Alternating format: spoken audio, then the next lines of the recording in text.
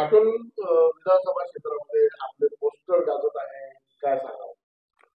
असं आहे, मी गेल्या अनेक वर्षापासून सामाजिक क्षेत्रामध्ये काम करतो. एका समाजाचा मी राष्ट्रीय अध्यक्ष आहे आणि त्यामुळे साधारणतः माझं ज्यावेळेला वाढदिवस असतं त्यावेळेला वेगवेगळे उपक्रम लावतात. शुभेच्छांचे सुद्धा लोक बॅनरच्या रूपात शुभेच्छा देतात. पण यावर्षी निवडणुका असल्यामुळे काटोलच्या कार्यकर्त्यांची एक जी आंतरिक इच्छा आहे, त्या आंतरिक इच्छेच्या भावनेतून त्यांनी त्या ठिकाणी पोस्टर लावले, होर्डिंग टाकले आणि कोणाच्या आंतरिक इच्छेला आपण दाबू शकत नाही. मग त्यांच्या आंतरिक इच्छेला, त्यांच्या मनातल्या इच्छेला त्यांनी वाव दिला. आपलं काय वाटतं, आपण विधानसभा क्षेत्रात आपण विधानसभा मिळेल? 2018ला पक्षाने मला तिथे विस्तारक म्हणून पाठवलं होतं आणि मी तिथे तिथे तयारी सुद्धा केली होती. निवडणूक लढण्याची तयारी सुद्धा केली होती. आणि साधारणतः प्रत्येक गावापर्यंत माझा दौरा झाला. प्रत्येक ठिकाणी बूथची बांधणी केली मी. त्यावेळेला मी जेव्हा विस्तारक होतो त्यावेळेला ग्रामपंचायतच्या निवडणुका लागल्या, त्या 83 ग्रामपंचायत माझ्या नेतृत्वात लढल्या आणि त्या जिंकल्या. त्यातल्या तर सावरगावची ग्रामपंचायत ही हिस्टॉरिक राहिली की आम्ही तिथे पूर्ण 18-0नी ती ग्रामपंचायत जिंकलो. त्याचबरोबर त्यावेळेला ज्या सरकारी योजना होत्या, शेतकरी कर्जमाफीची योजना होती, कारण त्यावेळेला जे आमदार होते ते आमदार तो मतदारसंघ सोडून गेले. मग तिथे सांभाळायला कोणी नसताना पक्षाने मला पाठवलं होतं त्या ठिकाणी. त्यामुळे जनतेच्या ज्या काही समस्या होत्या त्या ज्याच्यामध्ये कर्जमाफी होती, शेतकऱ्यांची कर्जमाफी होती, शेतकऱ्यांच्या पीक विम्याच्या विषय होते.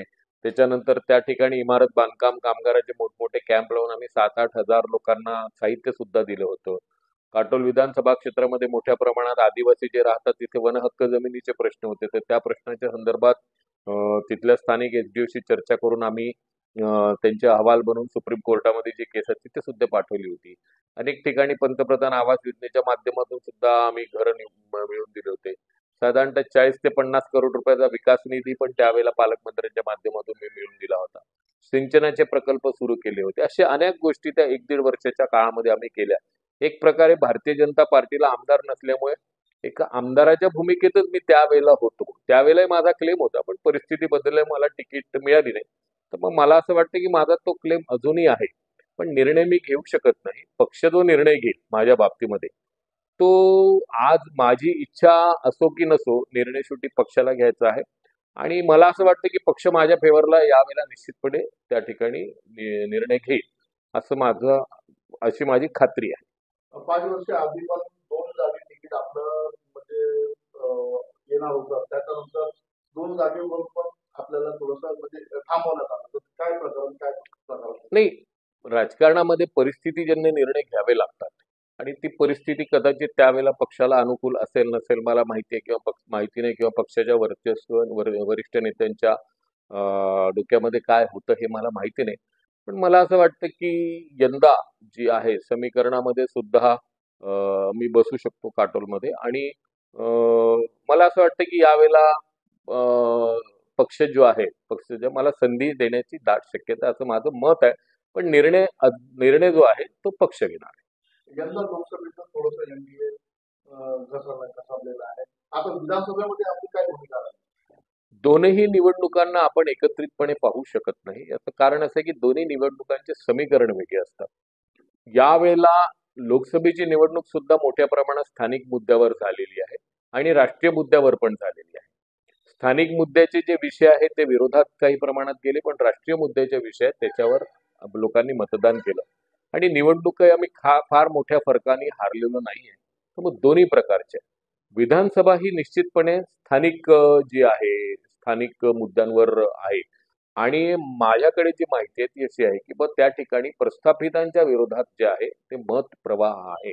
आणि त्याच्यामुळे मला निश्चित खात्री आहे की भारतीय जनता पार्टी ग्रामीणमध्ये जी काही माघारली होती ती परत एक वेळा पुढे येऊन निश्चितपणे चांगलं आपलं जे आहे प्रदर्शन करेल याची खात्री आहे. येणाऱ्या विधानसभेला बघता काय अशी मुख्य समस्या काटोल विधानसभेची असणार आपल्याला असं वाटतं? आणि त्याचं निराकरण काय? काटोल विधानसभामध्ये तर प्रस्थापितांच्या विरोधात राजकारण पूर्णपणे वातावरण आहे. ही आजची तिथली परिस्थिती आहे. आता त्या परिस्थितीला सुटेबल असा नेता तिथे जाऊन लीड करणं आणि त्याच्यानंतर लोकांचे प्रश्न सोडवणं हाच एक आहे. सरकार आता आम्ही एमएसपीचा रेट दिला. विधानसभेमध्ये लोकसभेमध्ये अशी चर्चा होती की बा म्हणजे सोयाबीन आणि कापूसच्या संदर्भात शेतकऱ्यांमध्ये नाराजी होती. पण आम्ही आता खरीप पिकाचा एमएसपीचा रेट दिलेला आहे. काही प्रमाणात आमच्या ज्या योजना आहेत त्या अजून खालपर्यंत कशा पोहोचतील याच्याकरता आम्ही प्रयत्नशील आहोत.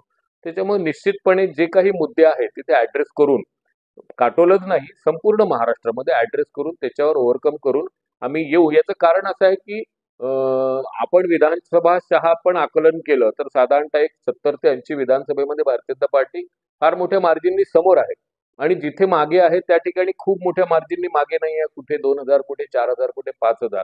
तर ही जी आहे मार्जिन ही केव्हाही कव्हर होऊ शकतं.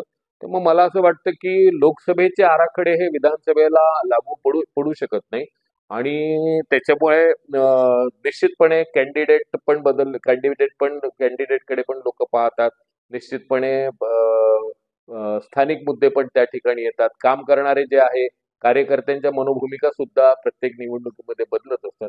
त्याच्यामुळे त्याचा फायदा आम्हाला होईल असं आम्हाला निश्चितपणे वाटतं. ज्या प्रकारे कार्यकर्ता आता एका पक्षासाठी काम करतो, बाहेरच्या व्यक्तीला येऊन अचानक लोकसभा इलेक्शन मध्ये जे आपण बघितलं त्याचे रिझल्टही आपण बघितले. एक नवीन व्यक्तीला तुम्ही तिकीट देता, पार्टीत नवीन आलेला आणि कुठेतरी पार्टीचा हा मेन जो वोटर असतो तो नाराज होतो. आपल्याला काय वाटते, काय पार्टी समोर असं चालत राहणार की पार्टी चांगले निर्णय पण घेणार? एक पहा आपण की आपण हा विचार करतोय की बाहेरचा माणूस आला म्हणून त्याचा परिणाम झाला. पण जेव्हा विधानसभेनिहाय आकलन झालं त्यावेळेला काही विशिष्ट मतं जे कधीही एक गठ्ठा असे जात नव्हते ते मतं यावेळेला आपल्याला एक गठ्ठा झालेले दिसले. आणि जे मतविभाजन आपण याच्यापूर्वी पाहत होतो ते एक वेगळा नॅरेटिव्ह सेट झाल्यामुळे ते मतविभाजन झाले नाही.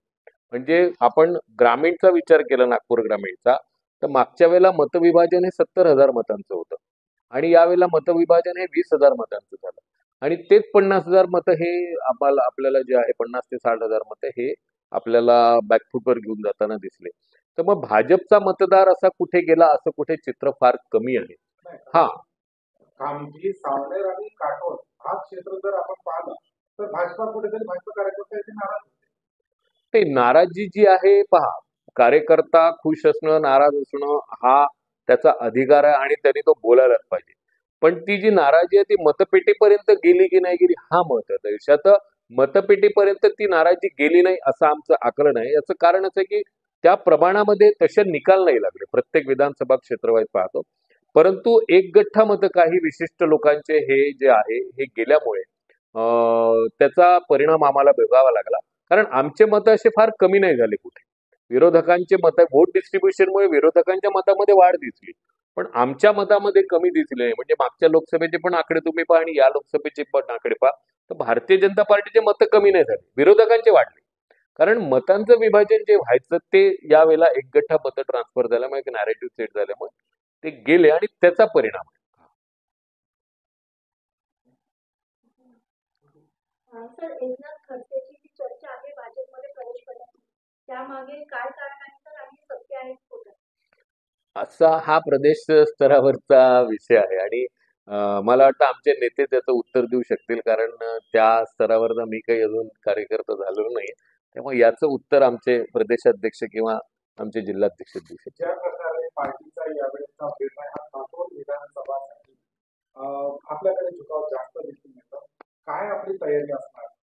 नाही मी असं नाही म्हणणार की पार्टीचा झुकाव माझ्याकडे दिसून येतं. माझं असं वैयक्तिक मत आहे की यावेळेला मला पक्ष संधी देऊ शकते. याचं कारण असं आहे की मी नॅचरल क्लेमंट आहे तिथला. मागच्या वेळेस मी कामही केलं होतं पक्षाला वाढवले होतं.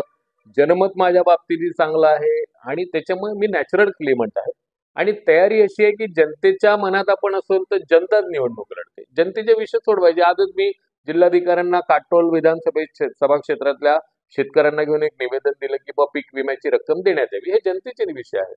हे सगळे विषय घेऊन आपल्याला काम करायचं. शेवटी जनतेत जायचं आहे आणि शेवटच्या भूमिकेत आमची भूमिका ठरलेली आहे. प्रयत्न सगळ्यांनी करायचे पण पक्षाने जो निर्णय घेतला त्याला ओन करायची ही आमची भूमिका आहे. आणि कार्यकर्ता म्हणून कुठल्याही पॉलिटिकल पार्टीचा कार्यकर्ता म्हणून तयारी करणं हे आपलं कर्तव्य आहे. कुठे निवडणुकीची तयारी करणं हे पॉलिटिकल कार्यकर्त्याचं कर्तव्य. माझी तयारी आहे. मी तयारी करतो आहे. पक्षाला असं वाटलं शेवटच्या घटकेला की अविनाश ठाकरे निवडून येते तर निश्चितपणे त्याचं ते मला तिकीट देते. मला असं वाटतं की बाबा मागच्या यावेळेला माझा निर्णय करेल. अं, कार्यकर्ता आणि जनतेमध्ये आनंद उमटत आहे. आपल्याला काटोलमधून यावेळेस नक्कीच विधानसभा तिकीट मिळणार आहे असे सर्व जनतेची कार्यकर्त्यांची पण चर्चा सुरू आहे. आपल्याला काय वाटतं आणि आपल्याला त्या सर्वांना काय संदेश आहे? नाही, असं आहे की मागच्या वेळेला मी ज्या पद्धतीने काम केलं होतं आणि हा देश आणि हा समाज असा आहे की तो विसरत नाही. चांगल्या कामाला कोणीच विसरत नाही. हा त्यामध्ये गॅप पडू शकते. त्यावेळेचे पक्षाचे निर्णय त्याच्यामुळे थोडीशी गॅप पडू शकते. पण लोकांची मेमरी इतकी छोटी नाहीये की ते 5 वर्षाच्या कार्यकाळामध्ये विसरू शकेल. आणि गेल्या 5 वर्षामध्ये अनेक लोक माझ्या संपर्कात होते. मी जरी काटोलला पक्षाने दिलेल्या भूमिकेतून मी गेलो, पक्षाने मला सांगितलं बाहेर व्हा, मी बाहेर आलो. आणि आता पण याचा अर्थ नाही की माझा लोकांसोबत कनेक्ट नव्हता. 5ही वर्ष लोक माझ्याकडे यायचे. माझ्याकडून कोणी जिल्हाधिकाऱ्याकडे काम करून घ्यायचे, कोणी पोलीस स्टेशनचे काम करून घ्यायचे, कोणी नोकरीचे काम करून घ्यायचे, त्यांचे कामं करून घ्यायचे. त्याच्यामुळे स्वाभाविकपणे लोकांना वाटायचं की बुवा हे आपल्याला मदत करतात. तर ती भावना अजूनही कायम आहे आणि त्या भावनेतून तो उत्साह दिसतो आहे. आणि शेवटी 25-30 वर्षापासून मी भाजपचं काम करतो आहे. एक निष्ठावान कार्यकर्ता म्हणून आहे. आणि भाजपच्या कार्यकर्त्यांना वाटतं की बाबा भाजपच्या विचारधारेचा, भाजपच्या मुख्य प्रवाहात असलेल्या कार्यकर्त्याला कुठेतरी न्याय मिळावा, ही आमच्या पक्षातल्या अनेक लोकांची स्वाभाविक इच्छा असते. मग तो मी असो की तुम्ही असो, पण प्रवाहातल्या माणसाला न्याय मिळावा अशी इच्छा असते. त्या भावनेतून कार्यकर्त्यामध्ये उत्साह आहे. बस एवढंच आहे त्याच्यामध्ये. आपल्या जनतेला काय संदेश आहे? काही नाही, कुठेही माझी गरज असेल तर मी सहकार्यासाठी तयार आहोत. आणि तुम्हाला जे काही इश्यू असेल ते सॉल्व्ह करण्याकरता मी सक्षम आहो. मग कुठल्याही लेवलचा असतो, तो राज्य सरकारच्या लेवलचा असतो की स्थानिक लेवलचा असो, मी जनतेसोबत आहे आणि जनतेचं काम निश्चितपणे करणार आहे.